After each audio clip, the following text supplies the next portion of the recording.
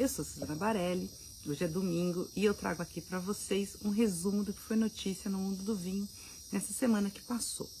Eu vou começar já em clima de pensando em Natal e Ano Novo, com um texto que eu fiz, na verdade uma degustação, que subiu essa semana no site do Paladar, com 18 espumantes. Todo ano, né, é tradicional, eu e vários jornalistas que acompanham essa área, a gente faz degustações, reportagens, ensinando, falando de tendências e tudo mais, sobre espumantes, que é a bebida mais consumida nesse final de ano. Eu escolhi fazer uma degustação às cegas, ou seja, sem saber que vinho tem em cada taça, apenas com espumantes elaborados com o método Charmat.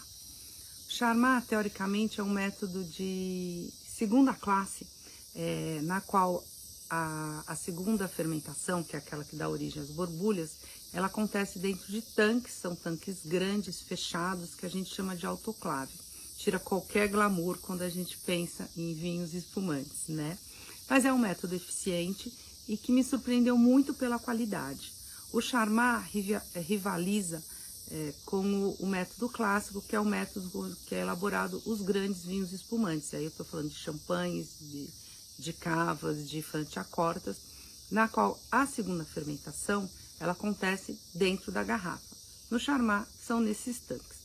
Em geral, o Charmat resulta em vinhos mais frutados e também vinhos mais baratos, porque é um método, depois que a empresa fez todo o investimento nesses tanques, é um método mais barato de elaborar do que o método clássico, que você tem que encher cada garrafa, depois de girar as garrafas por causa das leveduras. Então, assim, é um método que exige menos mão de obra e que é mais barato.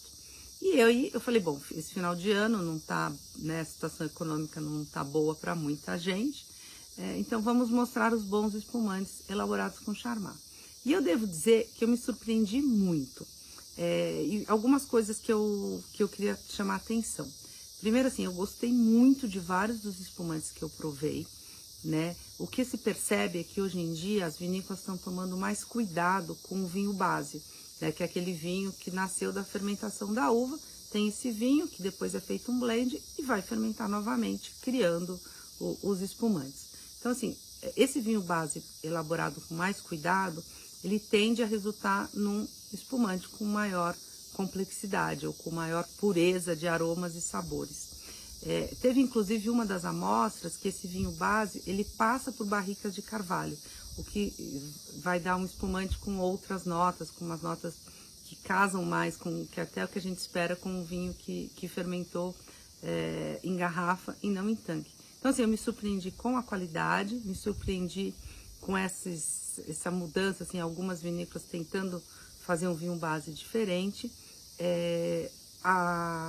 O espumante que venceu foi um espumante de uma grande empresa, que é a Chandon.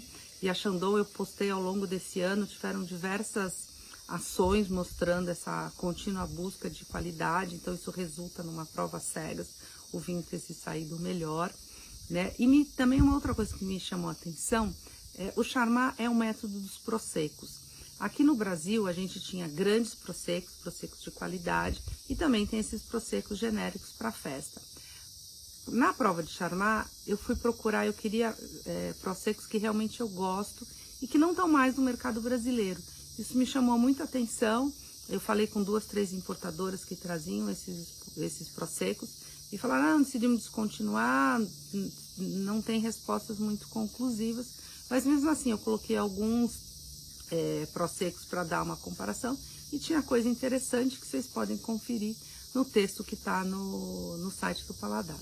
Ainda no site do Paladar, eu gravei junto com a Cris Campos uma série de respostas, que chegam aos leitores com dúvidas sobre o que é espumante, como faz, diferenças.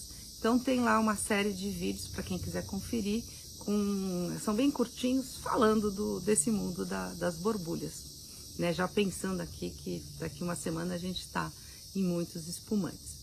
E na coluna Levant Filosofia, que sai todo sábado, eu trouxe para os leitores a história dos 25 anos da Almaviva. Eu já contei um pouco no vídeo passado, que eu estava lá no Chile, né? Foi a comemoração das 25 primeiras safras do Almaviva e também da inauguração da vinícola, da ampliação da vinícola. A vinícola passou por uma reforma enorme e a ideia era aumentar a capacidade produtiva. Assim, o Michel Friot, que é o enólogo da Almaviva, ele ganhou mais 6 tanques para poder elaborar não apenas o Almaviva, mas o Epu, que é o seu segundo vinho. Mas principalmente foi uma ampliação que pensou em aumentar a área de barricas, as salas de barricas, que é uma filosofia bem francesa. A Almaviva é uma parceria entre o Chateau Mouton Rothschild de Bordeaux, França, com a Concha Toro, do Chile. Então, assim, e tem essa alma francesa mesmo nesses vinhos chilenos. Então, teve essa ampliação das salas de barrica e também teve um investimento grande em enoturismo. E eu conto mais disso na matéria, mostrando que o enoturismo é mesmo inevitável, inclusive para as grandes marcas de vinhos pelo mundo.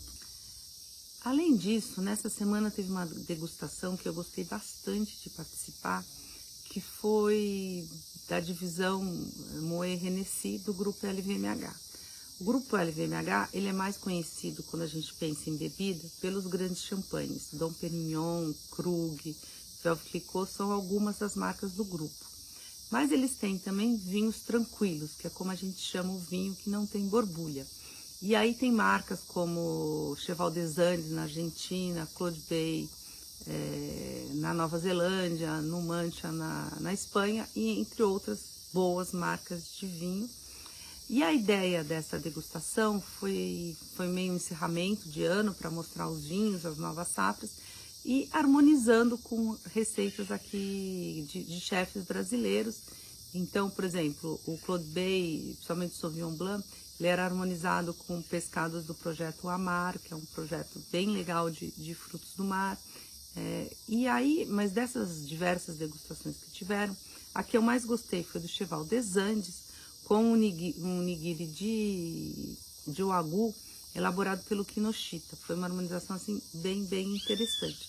Para conduzir essas harmonizações, a Moët Hennessy chamou a dupla de sommelier, a Dani Bravin e a Cássia Campos, que pegava, convidava a gente a testa essa harmonização, testa esse vinho, percebe? E foi uma ideia bem gostosa de fazer um evento de final de ano mostrando novidades e também um pouco de confraternização. De notícias internacionais, eu vou trazer 2 coisas. A primeira, a Livex, que é aquela espécie de bolsa de valores de preços de vinho, ela publicou o balanço do que foi 2023. Na verdade, é um balanço que o 2023 é de janeiro a novembro, que é quando, os dados de dezembro ela ainda não divulgou. Mas o que aconteceu? Não foi um ano bom para vinho, um ano de queda, de comercialização dos vinhos finos, como a gente chama, no qual o destaque, quem teve melhor procura, ou maior procura, foram as marcas de prestígio de champanhe. Mas mesmo assim, por exemplo, o índice Champagne 50 da Livex, que mede as 50 marcas mais comercializadas, teve uma queda de 17,2% nesse ano. Só que mesmo assim, ele subiu nos últimos 5 anos 53%. Então, assim, ainda teve um bom colchão aí de ganhos. Agora, tanto o Livex 100 com as 100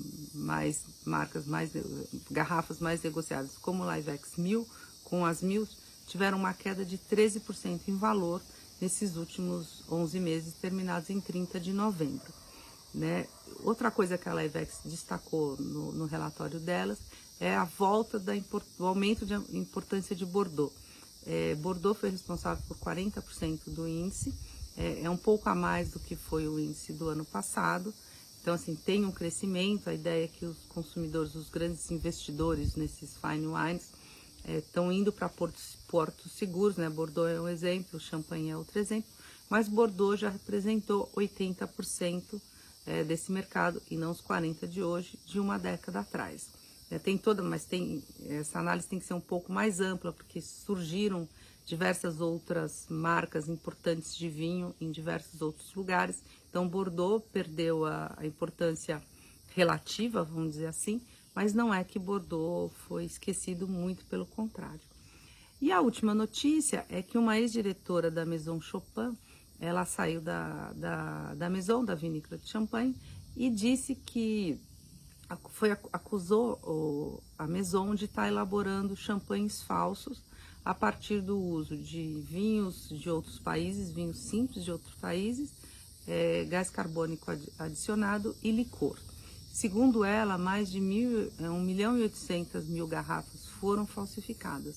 A Maison hoje em dia tem 22 marcas e exporta para mais de 40 países.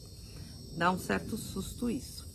Bom, essas foram as notícias dessa última semana e aqui eu deixo já para vocês os meus votos de Feliz Natal, um ótimo ano novo, como eu gosto de dizer, que a gente tenha ótimos motivos para brindar em 2024, tá bom? Eu volto na primeira semana de janeiro. Obrigada!